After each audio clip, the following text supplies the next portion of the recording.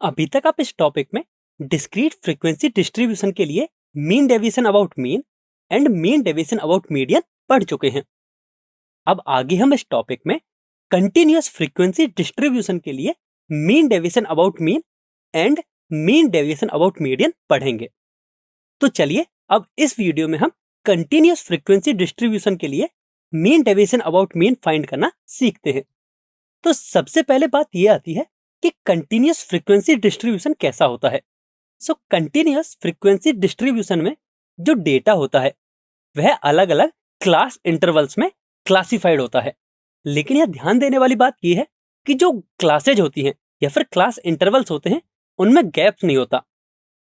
अब इसे हम एक एग्जांपल से समझते हैं कि मान लो हमें डेटा इस तरह से इंटरवल्स में गिवन है और हमें इसके साथ साथ उनकी फ्रीक्वेंसीज भी गिवन है। तो जो इस तरह का डेटा होता है वह कंटिन्यूअस फ्रीक्वेंसी डिस्ट्रीब्यूशन कहलाता है। अब आपने डेफिनेशन में एक वर्ड सीखा था विदाउट गैप्स। इसका मतलब यह है कि किसी भी क्लास इंटरवल की जो अपर लिमिट है वह उससे जस्ट अगले क्लास इंटरवल की लोअर लिमिट होनी चाहिए। ये दोनों सेम होनी चाहिए। जैसे कि आप प्रत्येक इंटरवल में देख सकते हो कि जो पहले इंटरवल में अपर लिमिट है वह 10 है एंड सेकेंड इंटरवल है उसकी लोअर लिमिट भी 10 है। अब मान लो कि डेटा कुछ इस प्रकार का है जहां आप देख सकते हैं कि एक क्लास के अपर लिमिट और उससे जस्ट अगली क्लास की लोअर लिमिट में गैप है, जैसा कि आप यहाँ देख भी सकते हैं। इसलिए ये जो डिस्ट्रीब्यूशन है वह डिसकंटिन्यूअस फ्रीक्वेंसी डिस्ट्रीब्यूशन है। तो अब यदि हमें डिसकंटिन्यूअस फ्रीक्वेंसी डिस्ट्रीब्यूशन के लिए mean deviation about mean find करना है, इसके लिए सबसे पहले हम ये करते हैं कि पहले डिफरेंस फाइंड करते हैं कि किसी भी इंटरवल के अपर लिमिट और उससे जस्ट अगले इंटरवल के लोअर लिमिट में कितना डिफरेंस है। यहां हम देख सकते हैं कि डिफरेंस 1 के इक्वल है। अब अगली स्टेप ये आती है कि जितना भी डिफरेंस है उसका हाफ अपर लिमिट में ऐड करें एंड लोअर लिमिट में से सब्ट्रैक्ट करें। जैसे कि यहाँ डिफरेंस 1 है तो इसका हाफ होगा 0.5। तो प्रत्येक इंटरवल के लोअर लिमिट में 0.5 सब्ट्रैक्ट करें एंड अपर लिमिट में 0.5 ऐड करें, जिससे कि यह डेटा कुछ इस तरह का होगा। एंड अब आप ये देख सकते हैं कि जो अब हमें डेटा मिला है वह बिल्कुल कंटिन्यूअस फ्रीक्वेंसी डिस्ट्रीब्यूशन जैसा ही है। तो इस तरह आपने ये देखा कि यदि हमें डिसकंटिन्यूअस फ्रीक्वेंसी डिस्ट्रीब्यूशन गिवन हो तो हम उसे कंटिन्यूअस फ्रीक्वेंसी डिस्ट्रीब्यूशन में कैसे कन्वर्ट करते हैं। तो चलिए अब हम कंटिन्यूअस फ्रीक्वेंसी डिस्ट्रीब्यूशन के लिए mean deviation about mean find करना सीखते हैं। मान लो हमें एक एग्जांपल गिवन है जिसमें कि हमें कंटिन्यूअस फ्रीक्वेंसी डिस्ट्रीब्यूशन का डेटा गिवन है। अब यदि आप continuous frequency distribution and discrete frequency distribution को कंपेयर करो तो आप ये नोटिस करेंगे कि जो डिस्क्रीट फ्रीक्वेंसी डिस्ट्रीब्यूशन है उसमें जो डेटा होता है उसमें एग्जैक्ट एक नंबर होता है, जबकि कंटिन्यूअस फ्रीक्वेंसी डिस्ट्रीब्यूशन में जो डेटा होता है वह एक इंटरवल की फॉर्म में होता है। तो हमें mean deviation about mean find करने के लिए पहले इस पूरे इंटरवल को एक नंबर में कन्वर्ट करना होगा। तो अब क्वेश्चन यह आता है कि वह नंबर कौन सा होगा, क्या वह इसकी लोअर लिमिट होगी या फिर इसकी अपर लिमिट होगी या फिर कोई और नंबर होगा।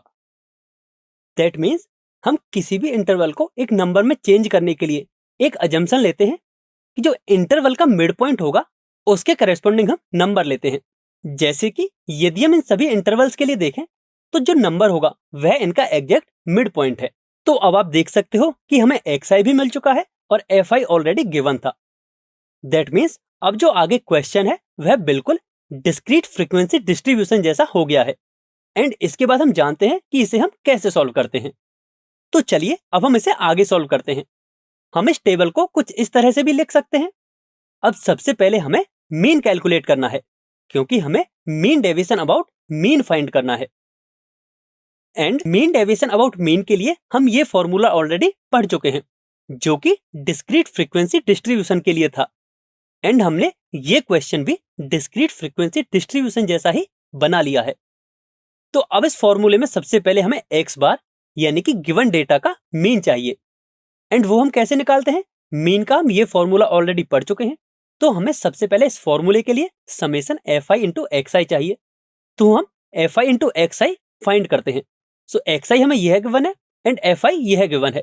जिससे कि fi इंटू xi ये हो जाएगा। अब यदि हम यहाँ से समेशन fi फाइंड करें तो वह हमें 50 के इक्वल मिलेगा and summation fi into xi 17,900 के इक्वल मिलेगा। तो इस तरह आप देख सकते हो कि हमें समेशन fi इंटू xi भी मिल चुका है एंड समेशन fi भी मिल चुका है एंड ये जो समेशन fi है वही कैपिटल N के इक्वल है। तो इन दोनों की वैल्यूज जब हम मीन के फॉर्मूले में पुट करेंगे तो हमें मीन मिलेगा 358। तो अब यदि हम वापस से मीन डेविएशन के फॉर्मूले में देखें तो हमें मीन तो मिल चुका है। अब इसके बाद हम summation fi into mod of xi minus x बार की वैल्यू कैलकुलेट करेंगे। सो इसके लिए सबसे पहले हम mod of xi minus x बार की वैल्यू कैलकुलेट करते हैं। यहां से हम देख सकते हैं कि xi हमें ये गिवन है और x बार हम कैलकुलेट कर चुके हैं जो कि 358 मिला था। सो इससे mod of xi minus x बार हमें कुछ इस तरह का मिलेगा। अब सिंस हमें फाइंड करना है fi into mod of xi minus x बार, तो हम fi into mod of xi minus x bar calculate करने के लिए fi and mod of xi minus x बार का मल्टीप्लाई करेंगे, जिससे कि fi into mod of xi minus x बार हमें यह मिलेगा। अब जब हम इसका समेशन फाइंड करेंगे तो वह हमें 7,896 के इक्वल मिलेगा। सो अब यदि हम मीन डेविएशन अबाउट मीन के फॉर्मूले की बात करें तो वह कुछ इस तरह का होगा। यदि हम डेटा से देखें तो हमें summation fi into mod of xi minus x बार की वैल्यू पता है एंड कैपिटल N की वैल्यू भी पता है। इन दोनों वैल्यूज को जब हम फॉर्मूले में पुट करेंगे तो हमें मीन डेविएशन अबाउट मीन 157.92 के इक्वल मिलेगा। सो आई होप आपको ये समझ में आ गया होगा कि मीन डेविएशन अबाउट मीन हम कैसे फाइंड करते हैं फॉर कंटिन्यूअस फ्रीक्वेंसी डिस्ट्रीब्यूशन।